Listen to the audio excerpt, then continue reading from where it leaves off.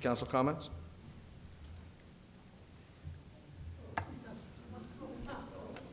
No one? Okay. I was going to defer, but okay. First, I want to thank the residents who showed up this evening, and especially if you stayed through all of this. This is kind of long, but it was a good civics lesson, I think. But that'll depend how it ends up. I also have to, I can't get into this ordinance without first making another comment. During last election season, there's a member of the audience who was beat up, castigated, pilloried, mocked, humiliated, et cetera, for being Bob the Builder. If he's a builder, that's the most anti-builder I've ever seen in my life, and I want to thank him for what he's done with all of this. The ordinance that we have in front of us that you've all been talking about is number 1626. There's 1, 2, 3, 4 pages, and it's beyond vague. Well, not beyond vague. It's beyond, it's more than sweeping, and it's only the tip of the iceberg. It talks about all the various powers in the law. It says that the redevelopment agency shall have, not may have, could have, maybe, case by case, shall have all the powers vested in redevelopment agencies under the law.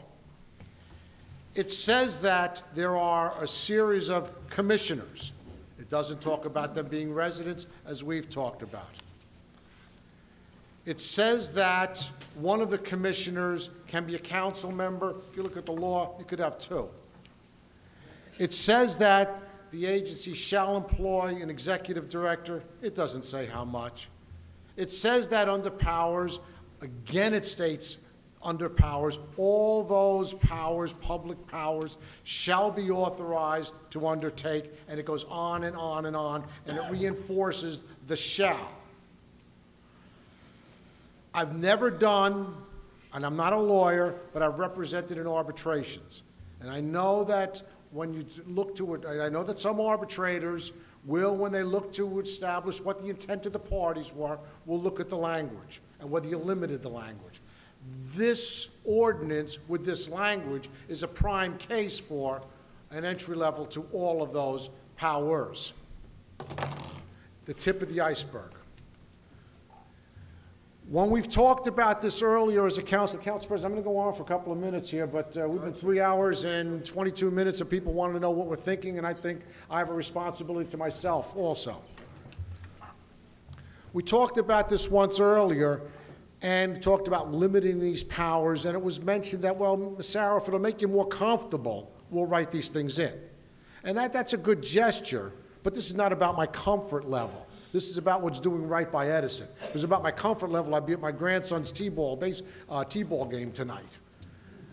And this is also not about whether we believe that there should be progress in Edison or not have progress in Edison. That's just, that's crazy posturing.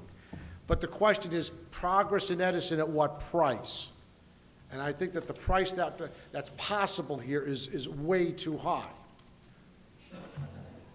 Under Title 40, some of the powers that are listed that the agency shall have, and the ordinance, the statute may say different things, but the ordinance says shall have the power to issue bonds, shall have the power to acquire by condemnation, shall have the power to arrange by contract for architects, engineers, planners, and other consultants, shall have the power to arrange by contract with redevelopers for any project, shall have bonding again, shall have the provision for the extension of credit, of making of loans to redevelopers, shall have the ability to lease or convey property without public bidding, shall have the ability to relocate pursuant to the law, shall have the ability to displace, shall have, and I've been a school official long enough and was a union rep for long enough, the catch-all phrase that's,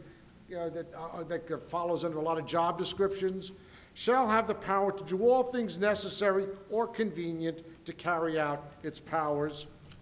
And And then it goes on to say that there could be more than one member of the council on the planning, on the redevelopment agency.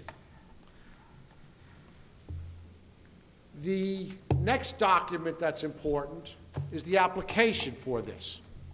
It has been pointed out repetitively that a previous council took the first step down this road, yeah, to see what it was all about. Gave the authority to write an application. Never saw the application. I asked, again, I mentioned this earlier on, I asked Mrs. Murphy, did the council ever receive this application? No. I asked her three ways, different ways. I asked every different way I could to see if because I throw things away sometimes. I'm not the greatest saver. But I asked her multiple times, did we ever get this? She said no.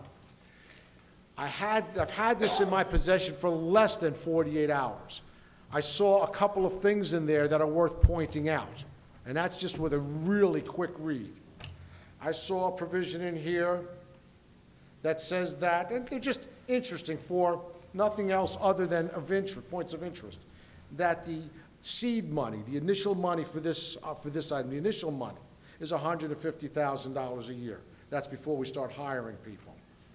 I saw in here that the cost of the application was $7,500. It's an expensive business.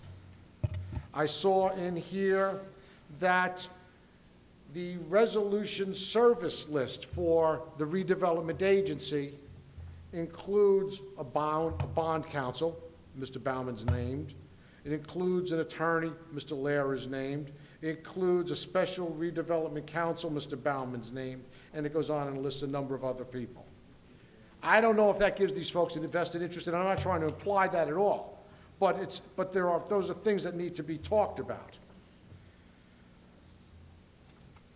I saw in here the resolution 570 that was passed in November of 2007, and it did say that that council at that time did direct that the preparation of a filing of a copy of this application. I saw in here the township is currently negotiating a payment in lieu of taxes agreement with the developer to fund a project, and we're talking about the Ford site redevelopment area. I've been wondering where and what's going on with the Ford site. Yeah, it contains, it's set forth, in Exhibit D, there's a number of redevelopment areas that are set forth. One of them is the Ford site. And the township is currently negotiating a payment in lieu, and this may not be accurate, but it's a question to me, is negotiating a payment in lieu of taxes agreement with the developer to fund the payment, the repayment of the bonds. Additional details are not known at this time and will be developed by the township and the developer within the next few months. Now, I don't know all of what that means, and I'm not trying to create hysteria, certainly. But I've been wondering, like a lot of people have been wondering, where we are with the Hart site. How come it's just come to a screeching halt? And I've been very interested because the estimates are that the Ford site should generate potentially $5 million in ratables to this township. Property tax possible relief money. That's 7 tax points. Can you imagine writing the next budget when you got $7 million in your pocket to begin with? That's a great boon to every taxpayer in this community. And maybe this is casting some light on it. Maybe it's not, but there's the things we need to talk about. It does list also, as was pointed out by Bob the builder, the anti-builder here, the redevelopment sites. It does talk about the Ford site. It does talk about Jackson Avenue, but we knew that already. But it does talk about Wood Avenue. It does talk about Oak Tree Road, the Oakwood site. It does talk about Meadow Road. It does talk about Revlon. There's a number of things in here that we need to talk about. And it does say, I got my glasses on for this one. The thing isn't, it's not paginated, but it does say there is a stray sentence in here. The Township of Edison Redevelopment Agency can use its powers of eminent domain to achieve parcel consolidation only if necessary after every attempt to voluntarily acquire the site has failed. That's what the application says. Now, maybe it doesn't mean that. But that's what it says. And I don't mean that sarcastically. I'm sarcastic sometimes on purpose, but I'm not trying to be. I think that this is certainly worth a tabling, if not a complete voting down.